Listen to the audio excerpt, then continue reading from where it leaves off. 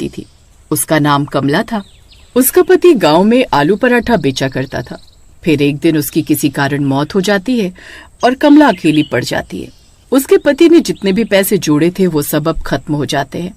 हे भगवान, अब तो सारे जोड़े हुए पैसे भी खर्च हो गए। अब मैं घर खर्च कैसे चलाऊंगी? लगता है अब मुझे ही आलू पराठे की रेहड़ी लगानी होगी, लेकिन मेरे पास सामान खरीदने के तो पैसे ही नहीं है। फिर वो उधार में आलू खरीदने के लिए सब्जी मंडी जाती है। अरे भाई साहब, क्या आप मुझे 10 किलो आलू उधार दे सकते हो? मैं जल्दी आपका पैसा चुका दूंगी। अरे नहीं नहीं, उधार नहीं दे सकता। हर जगह बाढ़ आने की वजह से मंडी में आलू वैसे भी बहुत महंगा हो गया है। कमला बहुत सारे व्यापारियों के पास जाती है, लेकिन उसे कोई भी उधार में आलू नहीं देता। फिर वो परेशान होकर गांव वापस लौट रही होती है। कितना अच्छा होता अगर हमारा खुद का एक खेत होता। मैं खुद के आलू उगा लेती, बाहर से खरीदने भी नहीं पड़ते और मुनाफा भी ज्यादा होता। तभी कमला की नजर एक खंडहर के आगे खाली पड़ी जगह पर पड़ती है। वो जगह बहुत उपजाऊ दिख रही होती है, खेती के लिए एकदम सही। अरे एक काम करती हूँ, इस खाली जगह पर ही आलू उगा देती हूँ। वैसे भी यहाँ कोई आता जाता तो है नहीं। कुछ ही दिनों में मेरे पास बहुत सारे आलू हो जाएंगे। एक बार मेरा काम धंधा चल गया तो फिर मंडी से आलू खरीद लूंगी।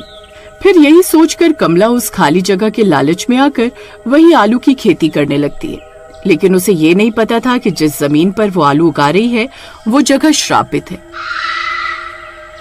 फिर कुछ ही दिनों में बहुत सारे आलू उग जाते हैं, लेकिन कमला जब भी कोई आलू तोड़ती तो आलू की जड़ में खून लगा होता।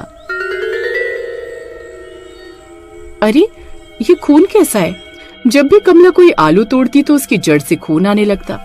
हे भगवान, ये क्या चक्कर है? हर आलू के साथ खून क्यों आ रहा है?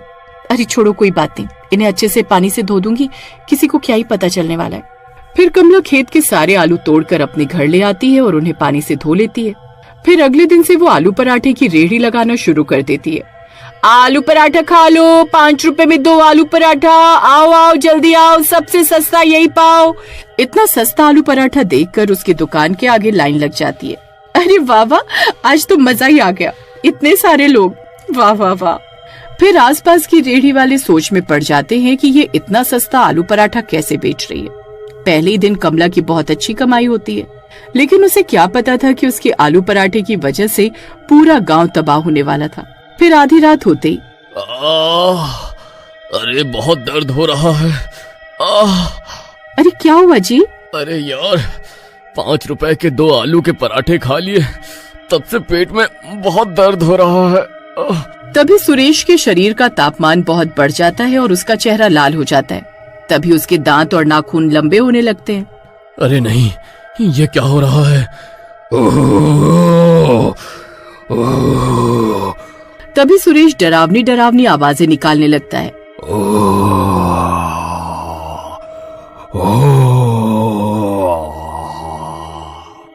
अरे कमबख्त, ये कैसी डरावनी डरावनी आवाजें निकाल रहा है? हे भगवान, ये नहीं क्या हो रहा है? तभी सुरेश देखते ही देखते भूत बन जाता है।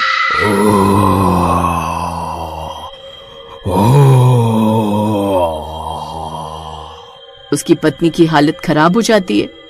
अरे मर गए रे, ये नहीं क्या हो गया? ये तो भूत बन गए। मुझे भूख लगी है, मुझे आलू पराठा खाना है। जल्दी मुझे आलू पराठा लाकर दे, नहीं तो मैं तुझे खा जाऊंगा। अरे नास मिटे, आधी रात को मैं आलू के पराठे कहाँ से लेकर आऊं? तेरे इतने हिम्मत, रुक, तुझे अभी मजा चखाता हूँ।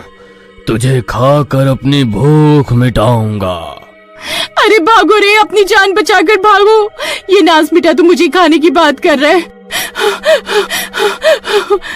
तभी सुरेश की पत्नी भागते भागते घर से बाहर निकल जाती है और घर का दरवाजा बाहर से बंद कर देती है। तभी वो देखती है कि और भी औरतें चीखती चिल्लाती अपने अपने घरों से भाग रही हैं। अरे क्या हुआ बहन, तुम भाग क्यों रही हो?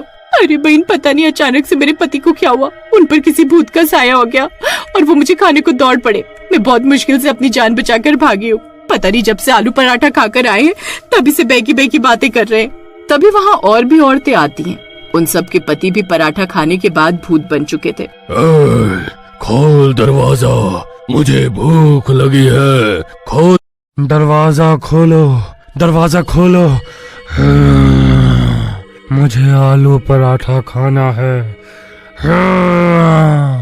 वो सभी भूत अपने अपने घरों में कैद थे और खिड़कियों से गुर्रा रहे थे। सभी की पत्नियां एक साथ इकट्ठा हो जाती हैं और पड़ोसिन की छत पर जाकर छुप जाती हैं और पूरी रात वहीं छुपी रहती हैं। वो भूत पूरी रात दरवाजा तोड़ने की कोशिश करते हैं लेकिन नाकाम रहते हैं। तभी सुबह होने पर सुरेश के घर दूध वाला आता है। दूध ले लो, दूध वाला। अरे आज सुनीता भाभी दरवाजा क्यों नहीं खोल रही? सुनीता भाभी, अरे दूध ले लो। अरे ये दरवाजा तो बाहर से बंद है। एक काम करता हूँ, दरवाजा खोलकर दूध अंदर रख देता हूँ। अगर बाहर रख कर जाऊंगा तो गली के कुत्ते सारा दूध पी जाएंगे। फिर दूध वाला दरवाजा खोल देता है। तभी उसकी आंखें फटी की फटी रह जाती हैं। सामने भूत खड़ा होता है।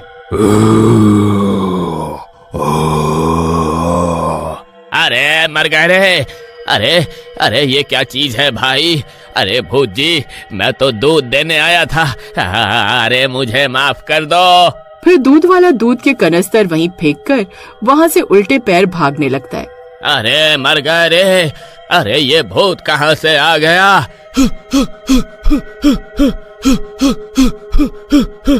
अरे नहीं, ये दूध वाले ने तो दरवाजा ही खुला छोड़ दिया, अब क्या होगा? फिर भूत गुर्राता हुआ घर से बाहर निकल जाता है और अपने साथी भूतों को भी उनके घरों से आजाद कर देता है। अब वो सब भूत गांव की सड़कों पर घूम रहे होते हैं। अरे सुनीता बहन, अब क्या होगा? ये कमबख्त सारे भूत तो आजाद हो गए। तभी कमला भी अपनी रेहड़ी लेकर घर से निकल पड़ती है। कल तो मजा ही आ गया, बस आज भी कल जितनी कमाई हो जाए तो मजा आ जाएगा।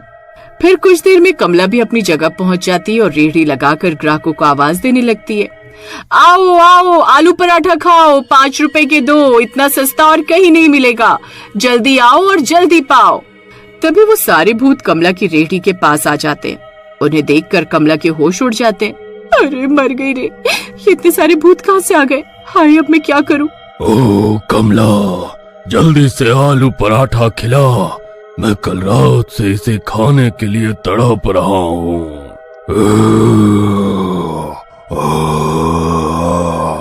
हाँ हाँ, जरूर भूत जी, मैं अभी आप सबके लिए पराठे बना देती हूँ। अरे यार, मैं कहाँ फंस गई, अब मैं क्या करूँ? अगर मैंने कोई भी होशियारी दिखाई तो ये सब मिलकर मुझे ही खा जाएंगे।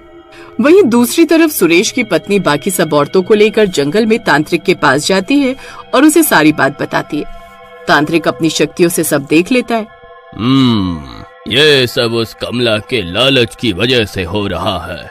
उसने सबको श्रापित आलू खिलाए हैं, जिसकी वजह से सब लोग भूत बन रहे हैं। तुम औरतों को मेरा एक काम करना होगा। फिर तांत्रिक उन औरतों को अपनी तरकीब के बारे में बताता है। वहीं दूसरी तरफ भूत कमला की रेहड़ी पर पराठे बनने का इंतजार कर रहे होते हैं। कमला, जल्दी पराठा बना, नहीं तो तुझे ही खा जाएंगे। आज का दिन ही खराब है, एक तो बोनी भी नहीं हुई, ऊपर से नास पीटे भूत फ्री का खाना खाने आ गए। तभी वो औरतें दबे पांव आती हैं और कमला की रेहड़ी के पास रखी आलू की बोरी को उठाकर भागने लगती हैं। भूत ये देखकर हैरान रह जाते हैं। बेवकूफ औरत, ये आलू की बोरी कहाँ लेकर जा रही है? रुक। अरे सुनीता बहन, जल्दी भागो, ये कमबख्त भूत हमारे पीछे ही आ रहे हैं। अरे मैं तो लुट गई, बर्बाद हो गई, मेरे तो आलू ही चोरी हो गए। फिर कमला भी उन औरतों के पीछे भागने लगती है। फिर वो सब औरतें भागती हुई तांत्रिक के पास पहुंचती हैं। वहाँ तांत्रिक ने हवन तैयार किया होता है, उसमें आग जल रही होती है। तांत्रिक बाबा, आपके कहने पर हम सारे आलू ले आए हैं। बहुत बढ़िया, जल्दी से ये सारे आलू इस हवन कुंड में डाल दो। फिर सुनीता आलू की बोरी को हवन कुंड में डाल देती है। आलू जलते ही वो सारे भूत तड़पने लगते हैं। अरे ये तूने क्या कर दिया? फिर देखते ही देखते उन सब आदमियों से भूत का साया हट जाता है और वो सब ठीक हो जाते हैं। अरे वाह वाह, मैं तो ठीक हो गया। कमला, ये तुमने ठीक नहीं किया, तुम्हें उस खंडहर के खेत से दूर रहना चाहिए था। जी मुझे माफ कर दो, मेरे लालच की वजह से ये सब हुआ है, मैं आगे से ऐसा कुछ नहीं करूंगी। फिर कमला सबसे माफी मांगती है और मेहनत करके अपना आलू पराठे का काम चलाती है।